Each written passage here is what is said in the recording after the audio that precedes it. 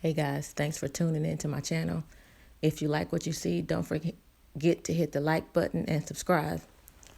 Today, I wanted to talk about a simple technique a narcissist uses, and it's called gaslighting. And I know I said it's simple, and it is because it starts off very simple. And what it does, it slowly makes you question yourself. And I'm going to tell you what my narc did, my ex, and you may be experiencing this. So I'm just wanting y'all to be aware of some things that seem simple, but in the long run, little things add up. And this is what my narc did. I have a hearing problem, and he knows this. And I was in the military, and I was around a lot of explosions. And I would have to go to an ear doctor. And I would tell him, I say, hey, I got an appointment tomorrow, or I got an appointment Thursday. I got an ear appointment. I got an ear appointment. And so I would always remind him, hey, I got an appointment this day. I got an appointment this day. And so one day, when I came in from home, from one of my appointments, and he said, so how was the eye appointment? And I said, he knew I didn't have an eye appointment, but also he had already done this quite a bit. He asked me how was a particular appointment when he knows that it wasn't the type of appointment that I might have had. So he goes, how was the eye appointment? And I said, oh, it was good. Everything all right. And he was like, I thought you had an ear appointment. And see, the whole point of it was, I'm not sure if he was trying to start an argument, but I went along with what he was playing.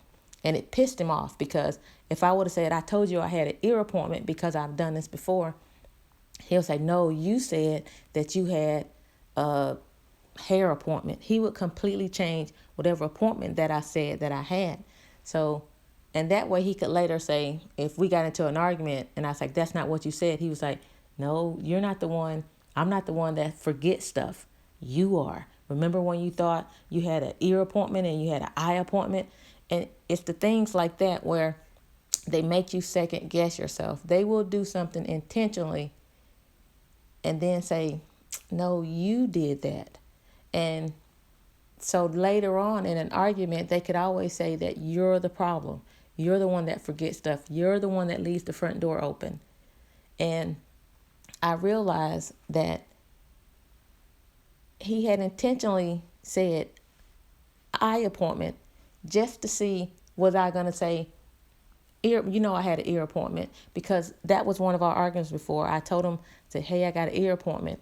And when I came back from the VA, he was like, not this particular time, but in the past, he would go, how was your appointment? And I say, everything. They're still trying to see if they can, do I need surgery or whatever on my ear? And he would do that. He would say, well, that's not the type of appointment you said you had. And it would start an argument. Whether it was a fake argument, obviously it was, but it was something to make me question my reality. He knows what kind of appointment that I had, but he would say that I didn't say that that's the type of appointment that I actually told him. So I found myself writing down the appointments again and say, hey, don't forget, I got the ear appointment. And I would write it down in different places so that later on, if he said, that's not what you said, then I could say, see, right here. I later paid attention to the fact that he didn't even want to see if I had backup to prove that I said about an ear appointment. If later on, if I say, hey, see, this, I showed you this, he would just turn his head. He didn't want to see the proof because that didn't work. That argument, that didn't work. And that's the whole point. That gaslighting is something as simple as saying, you didn't tell me that. You said this instead. And it seems simple. It really does. But in the long run, it's going to be used against you for some type of argument for it to prove that you're the one that's losing your mind.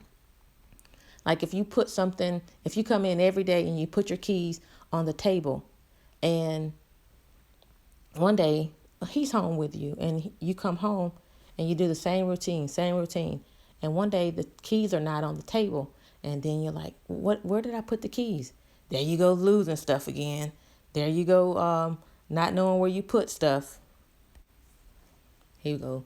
There you go, not knowing where you put stuff. Just like you told me you had the ear appointment when you actually had a hair appointment. And there, right there, it's making you like, well, maybe I didn't put the keys where I always put the keys. And that's the whole point of everything, is to make you question yourself. It seems simple, but it's not. That's a form of gaslighting, guys. And that's all I have to say today. If you like what you see, don't forget to hit the like button and subscribe. Tell me some of your incidents of how you've been gaslighted. Thanks for watching, and I'll see you again next time. Peace. I'm out.